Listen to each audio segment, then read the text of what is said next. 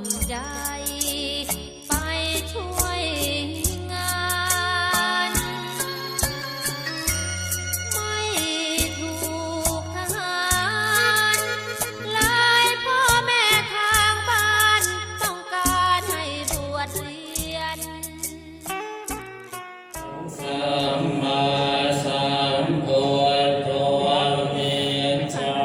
จารณะสัมปันโนสุขโตโลกวิทูอนุตตรปุริสธรรมปฏิสัมมาอุณายโยภาอุณายโยทันทินายโยอัญชลีกรณีโยอนุตตรังปุญญาเก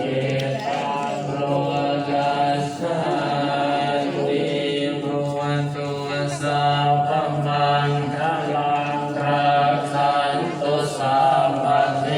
วตาสัพพ เพราะว่าการเวียนเทียนต่อให้อาจจะเป็นช่วงเวลาไหนก็ยังเวียนเทียนได้ เพราะว่าสิ่งที่เรานำมาเวียนเทียนรอบพระอุโบสถนั่นก็คือเครื่องสักการะที่เราจะได้สักการะต่อพระพุทธพระธรรมและพระสงฆ์